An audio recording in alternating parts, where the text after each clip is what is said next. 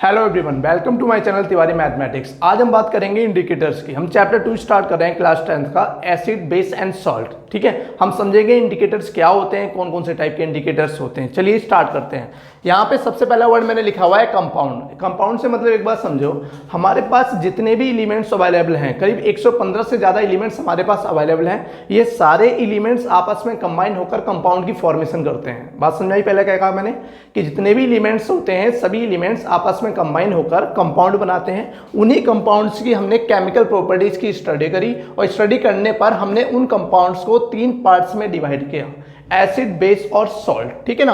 अब हमने ये तो कर लिया कि कंपाउंड जो होते हैं एसिड और बेस और सॉल्ट 3 फॉर्म में होते हैं, 3 कैटेगरी में डिवाइड कर दिया। अब हमें एक ऐसे सब्सटेंस की या कहा जाए एक ऐसे इंडिकेटर की जरूरत थी जो हमें ये बता सके कि कौन सा एसिड है, कौन सा बेस है और कौन सा सॉल्ट है। ठीक है ना। तो हमने क्या करा, डिस्कवर किया इंडिकेटर्स। ठीक है ना। तो इंडिकेटर्स क्या होते हैं? इंडिकेटर एक डाई होती है। क्या होती है? इट इज अ डाई, जो क्या करता है, अपने कलर को चेंज कर देता है जब उसको हम एसिड या बेस में रखते हैं। ठीक है ना। तो एसिड या बेस में डालने पर जो अपने कलर को चेंज कर दे उसको हम क्या बोलते हैं? इंडिकेटर कहते हैं। तो यहां तक बात समझ आ गई? ठीक है।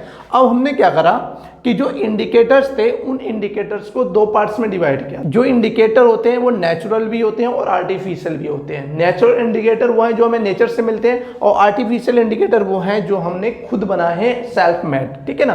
तो सबसे पहले जो नेचुरल इंडिकेटर है उसके अंदर हमारा लिटमस आ जाता है, टर्मरिक आ जाता है, रेड कैबेज आ जाता है और फ्लावर ऑफ हाइड्रेंजिया। ये कुछ एग्जांपल्स हैं नेचुरल इंडिकेटर के।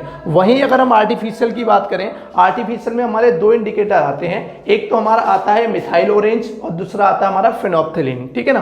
तो सबसे पहले मिथाइल ऑरेंज की बात करते हैं। पहला पॉइंट ये है, जो मिथाइल ऑरेंज होता है वो ऑरेंज कलर का होता है। मतलब इसका जो न्यूट्रल कलर होता है वो क्या होता है? हमारा ऑरेंज कलर होता है। न्यूट्रल का मतलब यह है कि जब ये ना तो एसिडिक और ना ही बेसिक, दोनों में से कुछ भी शो नहीं करे, तब उसे हम न्यूट्रल बोलते हैं, ना एसिड और ना बेस। तो न्यूट्रल कलर क्या होता है मिथाइल ऑरेंज का? हमारा ऑरेंज। और फेनोल्फथलीन दूसरा क्या? हमारा फेनोल्फथलीन। फेनोल्फथलीन का न्यूट्रल कलर क्या होता है? हमारा कलरलेस होता है। कैसा होता है ये? कलरलेस। बात समझ गए? जैसे वाटर कलर होता है ना कलरलेस, वैसे ही हमारा फेनोल्फथलीन होता है।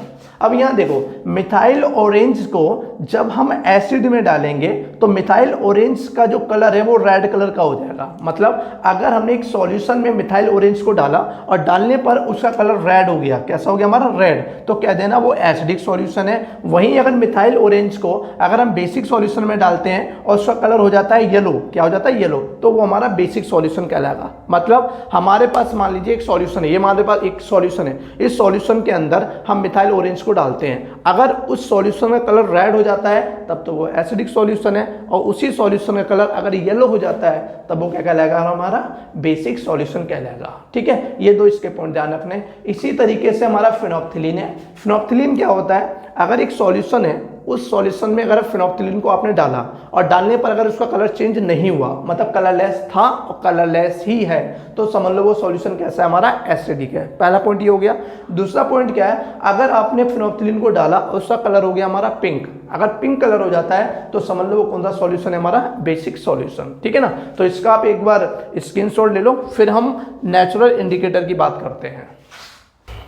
देखो यहाँ पर अगला है हमारा नेचुरल इंडिकेटर। नेचुरल इंडिकेटर के अंदर सबसे पहले हमने टर्मरिक लिया है। टर्मरिक जो होता है वो येलो कलर का होता है। हमारे घरों में जो हल्दी होती है वो भी एक टाइप से इंडिकेटर की तरह काम करती है। जब हल्दी को आप बेसिक सॉल्यूशन में डालोगे, किसी बेस के साथ मिलाओगे, तब वो आपका रेड कलर का हो जाएगा और एसिडिक में वो येलो कलर का ही रहता है। इसलिए कभी हमारे कपड़ों पे जब सब्जी का दाग पड़ जाता है ना, जब उस कपड़े को धोया जाता है तो साबुन जो होता है वो हमारा बेसिक नेचर का होता है। बेसिक नेचर की वजह से वो जो सब्जी का दाग होता है वो हमारा रेडिश ब्राउन कलर का हो जाता है। ठीक है ना। और जब उसको हम पानी से धुल देते हैं, धुलने पर क्या होता है, जो सारा का सारा साबुन जब हमारा धुल के बाहर निकल जाता है तो हमारा दोबारा से वो येलो कलर का ही हो जाता है। ठीक है। दूसरा इंडिकेटर है हमारा रेड कैबेज। रेड कैबेज जो होता है वो रेड कलर का होता है। ये एसिडिक सॉल्यूशन में रेड ही रहेगा, लेकिन बेसिक सॉल्यूशन में कैसा हो जाएगा? ग्रीन कलर का हो जाएगा। ये याद रखना है। दूसरा है फ्लावर ऑफ हाइड्रेंजिया। ये हमारा पिंक कलर का होता है बेसिक सॉल्यूशन में। जब इसे आप बेसिक सॉल्यूशन में डालोगे तब ये पिंक कलर का हो जाएगा, और न्यूट्रल कलर जो होता है वो इसका ब्लू कलर का होता है। ठीक है ना। लिटमस सॉल्यूशन को हमने 2 पार्ट में डिवाइड किया है। लिटमस सॉल्यूशन, जो लिटमस होता है वो लिटमस पेपर की फॉर्म में भी होता है और लिटमस सॉल्यूशन की भी फॉर्म में होता है। लिटमस पेपर 2 प्रकार के होते हैं, एक ब्लू होता है, एक रेड होता है। ब्लू कलर जो होगा वो रेड हो जाएगा एसिडिक सॉल्यूशन के अंदर, वहीं रेड पेपर जो है वो ब्लू कलर में कन्वर्ट हो जाएगा बेसिक सॉल्यूशन के अंदर। दूसरा आता है हमारा लिटमस सॉल्यूशन। अगर आप यहाँ पर लिटमस सॉल्यूशन को देखो तो लिटमस सॉल्यूशन का जो नेचुरल या जो न्यूट्रल कलर होता है वो पर्पल कलर होता है। इसको जब हम एसिडिक सॉल्यूशन में डालते हैं तो ये पर्पल से रेड में कन्वर्ट हो जाएगा, और जब इसे हम बेसिक सॉल्यूशन में डालेंगे तो ये पर्पल से हमारा ब्लू कलर का हो जाएगा। ठीक है, जो लिटमस सॉल्यूशन होता है वो हमारी एक टाइप से डाई होती है, पर्पल डाई, जिसको हम एक्सट्रैक्ट करते हैं कहाँ से, लीचेन प्लांट से, जो कौन से ग्रुप को बिलोंग करता है, थैलोफाइटा ग्रुप को बिलोंग करता है। ठीक है, आपको इतना समझ में आ गया होगा। अब इन सभी का एक बार स्क्रीनशॉट ले लो, फिर एक रह गया लास्ट ओल्फैक्टरी इंडिकेटर, उसको डिस्कस करते हैं, फिर टॉपिक खत्म करते हैं कि वो सब्सटेंस जिनकी स्मेल चेंज हो जाए। ध्यान रखना, दो substance which smell change in acidic और बेसिक सॉल्यूशन। अगर किसी सब्सटेंस को हम एसिड या बेस में डालें और उसकी स्मेल चेंज हो जाए, उसकी स्मेल को हम डिटेक्ट ना कर पाएं, ऐसे सब्सटेंस को हम ओल्फैक्टरी इंडिकेटर कहते हैं। जिसमें एग्जांपल आता है ओनियन और दूसरा वैनिला, ओनियन और वैनिला।